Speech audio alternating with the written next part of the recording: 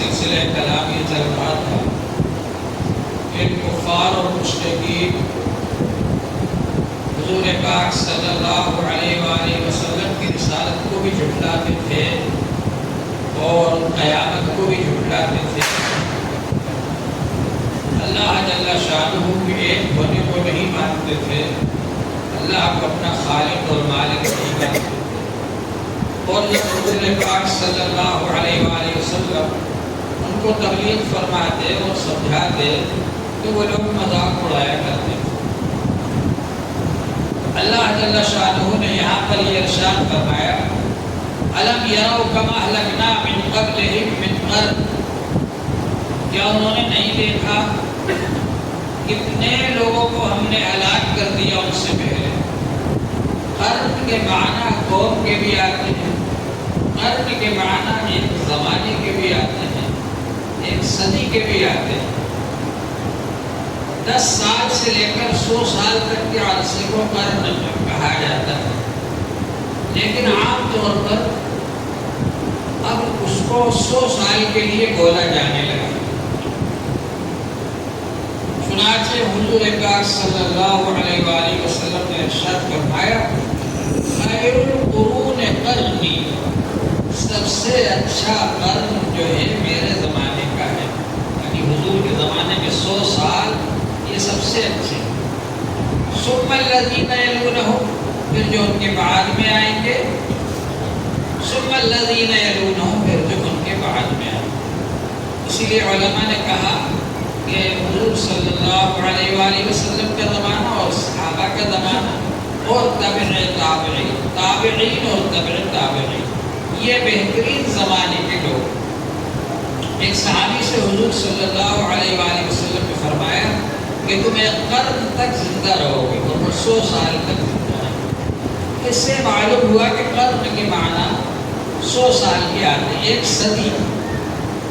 اللہ تعالیٰ نے فرمایا کہ نہیں دیکھا ان لوگوں نے کتنے ہی لوگوں کو ہلاک کر دیا ہم نے ان سے پہلے, من قرن, جو ان سے پہلے زمانے میں تھے, پہلے زمانے کے 100 سال پہلے کے زمانے کے لوگوں کو دیکھو کتنے لوگوں کو ہم نے ہلاک کر دیا.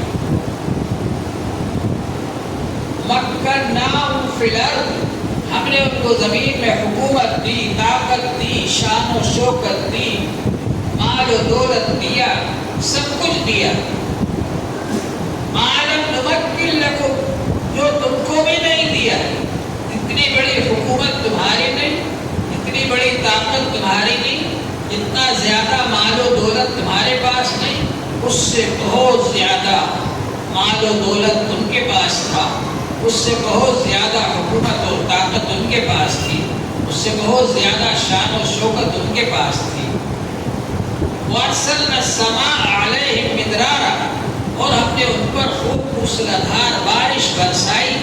وَجَعَلْنَا الْأَنْهَارَ تَجْرِي مِن تَحْتِهِمْ, اور ہم نے بنائی نہریں جو ان کے نیچے بہتی تھی, ان کے محلوں کے نیچے, ان کے کھیتوں کے نیچے, باغات کے نیچے نہریں بہتی تھیں.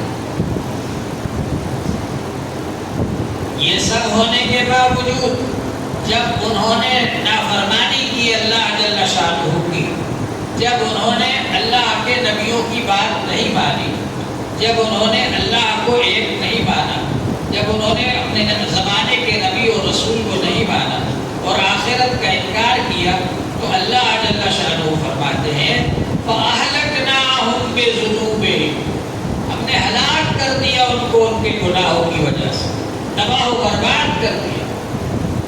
آج ان کے محل ویران پڑے ہیں, کھنڈر ہو گئے, اور آج جہاں وہ رہا کرتے تھے وہ سب ختم ہو گئے. وَأَنشَأْنَا مِن بَعْدِهِمْ قَرْنًا آخَرِينَ, اور ان کے بعد ہم نے دوسری قرن کو لا کر آباد کر دیا, دوسری قرن پیدا کر دی, دوسری نسل آ گئی, دوسرے لوگ آ گئے. ان کی جگہ پر اللہ تعالیٰ کا ایک نظام ہے. کتنے لوگ روزانہ مرتے ہیں اور کتنے لوگ روزانہ پیدا ہوتے ہیں. ایسا لگتا ہی نہیں کہ آج کی تاریخ میں اتنے ہزار, اتنے لاکھ آدمی ختم ہو گئے.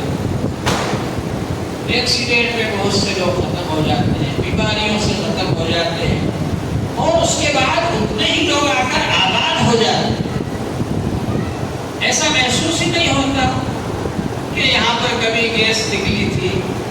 اور لوگ اتنے سارے ختم ہو گئے تھے، پھر اتنے ہی لوگ آباد ہو گئے، ان سے زیادہ آباد ہو گئے۔ یہ تو اللہ کا ایک نظام ہے، اللہ تبارک و تعالیٰ نے یہ سلسلہ جاری رکھا ہے کہ بہت سے لوگ آ رہے ہیں، بہت سے جا رہے ہیں۔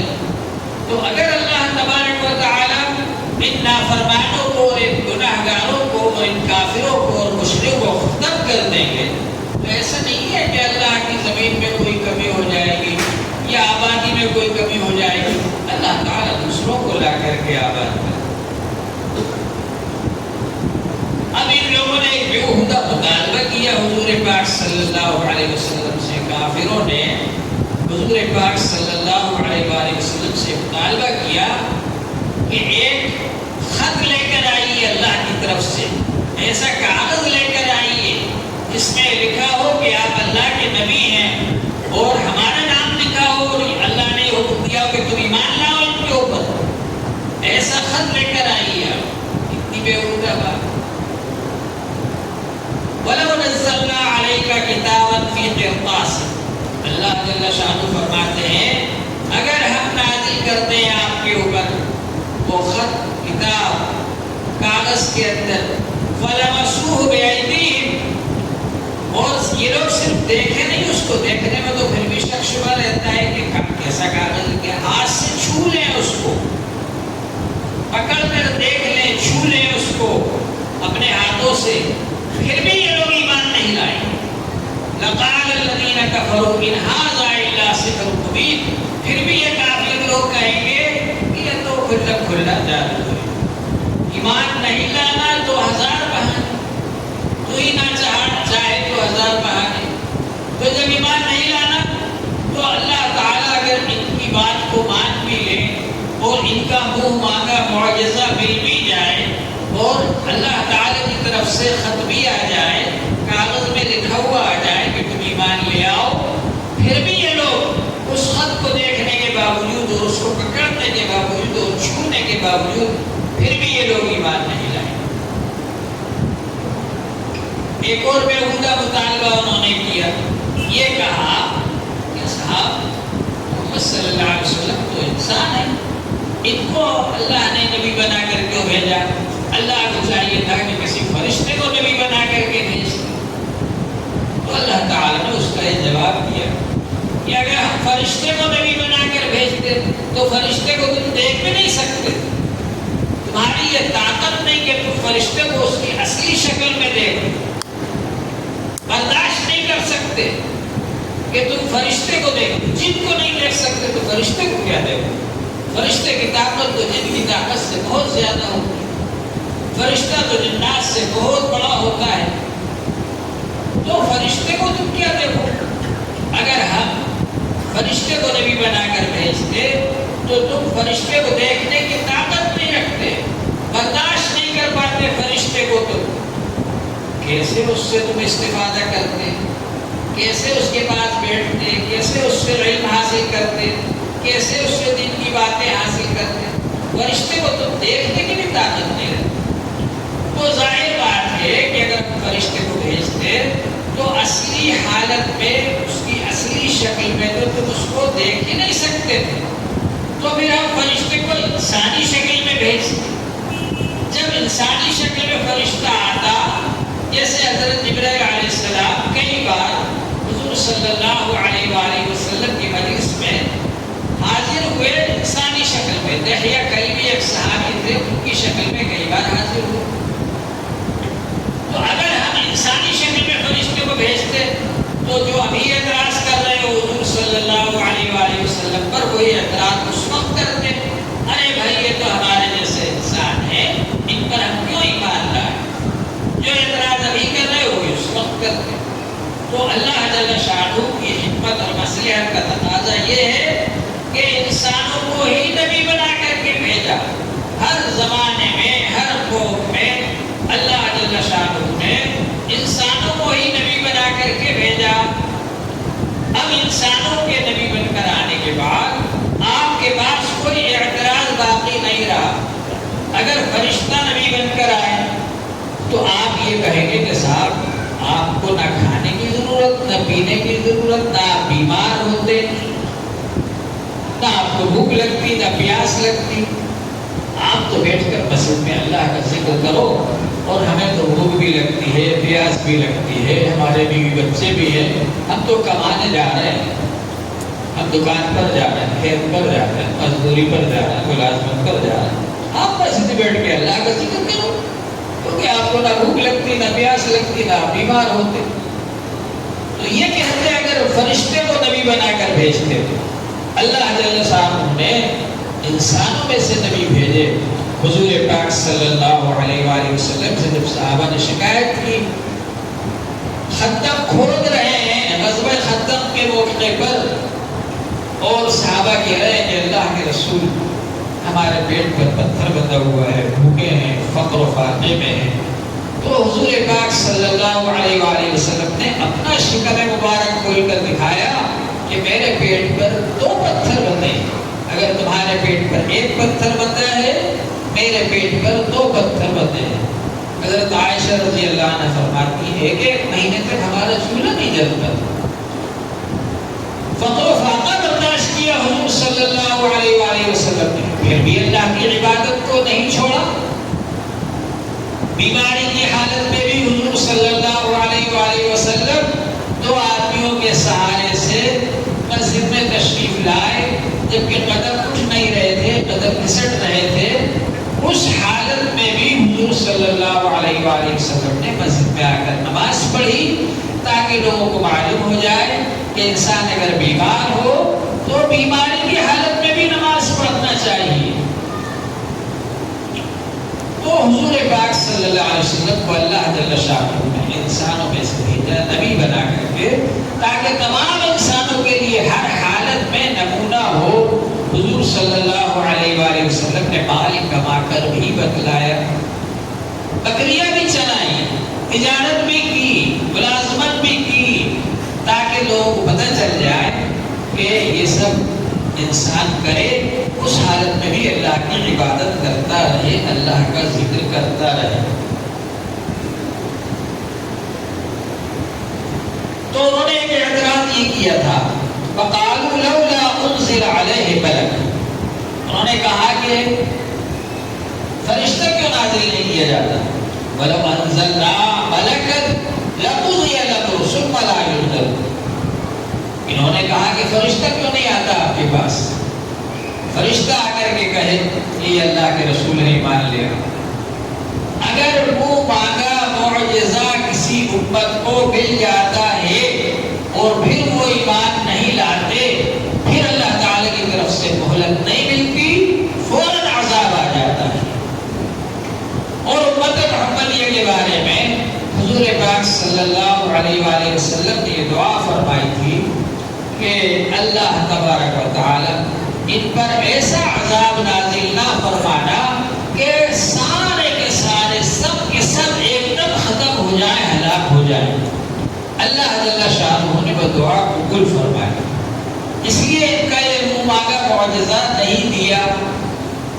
اگر اللہ تبارک و تعالی ان کا منہ مانگا معجزہ دے دیتے اور پھر ایمان نہیں لاتے تو پھر عذاب آ جاتا, سب کو ختم کر دیا جاتا.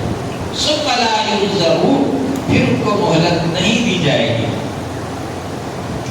وَلَوْ جَعَلْنَاهُ مَلَكًا لَجَعَلْنَاهُ رَجُلًا, اور اگر ہم فرشتے کو بھیجتے تو انسانی شکل میں ہی بھیجتے اس کو. وَلَلَبَسْنَا عَلَيْهِمْ مَا يَلْبِسُونَ, پھر ان کو وہی شبہ ہوتا جو ابھی ہو رہا ہے کہ صاحب یہ تو انسان ہے ہم جیسے, ہم بھی کھاتے پیتے یہ بھی کھاتے پیتے ہیں, تو پھر ان کو کیسے رسول بنا دیے.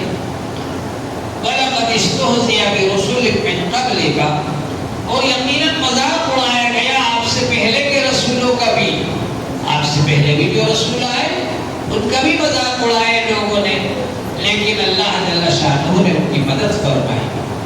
فَحَاقَ بِالَّذِينَ سَخِرُوا مِنْهُمْ, تو مل گیا ان کو جن لوگوں نے مذاق کیا تھا, مَا كَانُوا بِهِ يَسْتَهْزِئُونَ, وہ عذاب جس کا وہ مذاق اڑایا کرتے تھے, مذاق اڑاتے تھے عذاب کا, وہ عذاب ان پر آ گیا. تب ان کو سمجھ میں آیا کہ حضرت نوح علیہ السلام نے کہا کہ عذاب آنے والا ہے.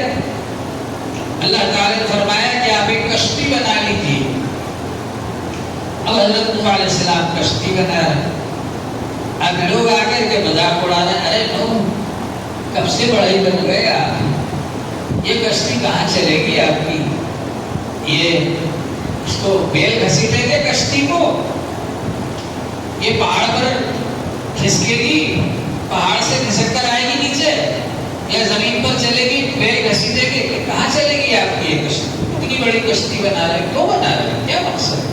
بھائی اللہ کا عذاب آنے والا ہے، سیلاب آنے والا ہے، کہاں سے آئے گا اللہ کا عذاب؟ نہیں مانتے تھے، اور جب اللہ کا عذاب آیا تو سب کو پتہ چل گیا۔ اللہ تبارک و تعالیٰ نے فرمایا جو آپ پر ایمان لے آئے ان کو کشتی میں بٹھا لیجیے، اور ہر جاندار کا، ہر جانور کا ایک ایک جوڑا کشتی میں بٹھا لیجیے۔ حضرت نوح علیہ السلام نے بٹھا لیا، اور وہ جو تنور ہے اس تنور میں سے جب پانی ابلنے لگے تو یہ اس بات کی نشانی ہوگی اب سیلاب شروع ہونے والا ہے، لہذا آپ لوگ سب کشتی میں بیٹھ جائیں۔ بیٹھ گئے، اب جب سیلاب آیا ساری دنیا میں پانی پانی، ساری دنیا میں پانی پانی، اور نوح علیہ السلام کی کشتی اس سیلاب میں تیرتی رہی تیرتی رہی۔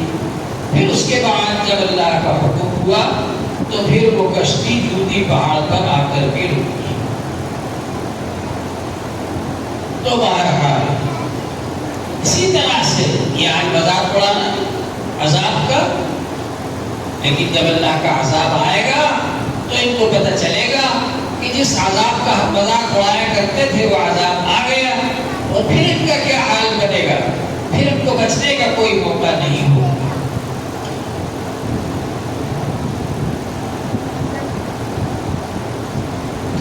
قل سیروا فی الارض ثم انظروا کیف کان عاقبۃ المکذبین، آپ یہ دیجیے چل پھر کر دیکھو زمین میں جن قوموں پر عذاب آیا ہے، قوم عاد کی زمین، قوم سمود کی زمین، قوم لوط کی زمین، جن پر اللہ نے عذاب بھیجا، وہاں جا کر چل پھر کر کے دیکھو کیا حالات ہے، کیسی ویرانی ہے، کیسے کھنڈرات ہے، کیسی وحشت معلوم ہوتی ہے، کیسا عذاب ان پر نازل ہوا آج تک کس طرح سے کس حال میں۔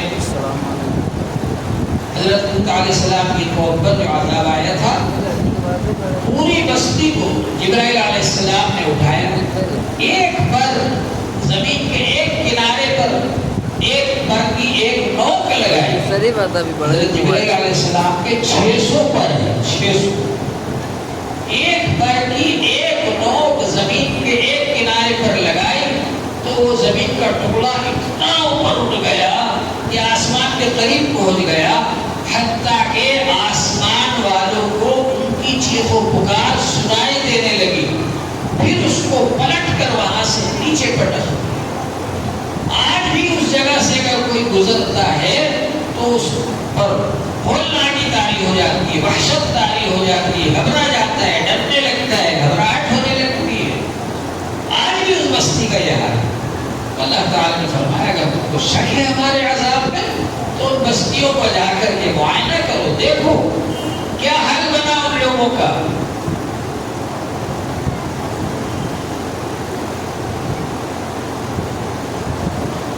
سیرو فلر، سیر کرو زمین میں، جاؤ چلو پھرو، ثم انظروا، پھر دیکھو کیف کان عاقبۃ المکذبین، جھٹلانے والوں کا کیسا انجام ہوا۔ قرآن پاک میں جو پچھلی امتوں کے قصے بیان کیے گئے ہیں یہ عبرت اور نصیحت کے لیے بیان کیے گئے، قصے اور کہانی کے طور پر بیان نہیں کیے گئے۔ قصے اور کہانی جب بیان کی جاتی ہے تو سلسلے وار شروع سے آخر تک اس کو بیان کیا جاتا ہے، لیکن قرآن پاک میں جو قصے بیان کیے گئے اس وقت جتنے واقعے سے نصیحت دینا مقصود ہے اتنا ٹکڑا قصے کا یہاں بیان کر دیا، دوسری جگہ پر جہاں جتنے قصے سے نصیحت بتانا مقصود ہے دوسرا حصہ وہاں بیان کر دیا، اس طرح سے بیان کیے۔ دوسری بات یہ کہ دنیا میں کچھ لوگ ایسے ہیں جن کا کام ہی ہے گھومنے کا، گھومتے ہی رہتے ہیں، سیاح لوگ، ٹور کرنے والے، یہاں سے وہاں جا رہے ہیں وہاں سے وہاں گھومتے ہیں، مزے کے لیے گھومتے ہیں۔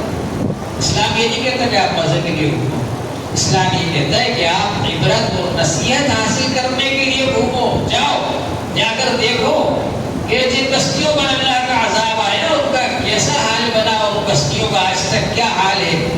اور یہ اس لیے تاکہ عبرت اور نصیحت حاصل ہو اور انسان کو سبق حاصل ہو اور وہ گمراہی چھوڑ کر کے اللہ کی طرف آ جائے، رسول پاک صلی اللہ علیہ وآلہ وسلم کی طرف آ جائے۔ اس مقصد سے کہا جا رہا ہے کہ وہاں جا کر کے دیکھو کہ جھٹلانے والوں کا کیسا انجام۔ اللہ جل شانہ ہم سب کی حفاظت فرمائے اور ہم کو نیک راستے پر چلنے کی، صراط مستقیم پر چلنے کی توفیق عطا فرمائے۔ اللہ تبارک و تعالیٰ کا بڑا فضل و کرم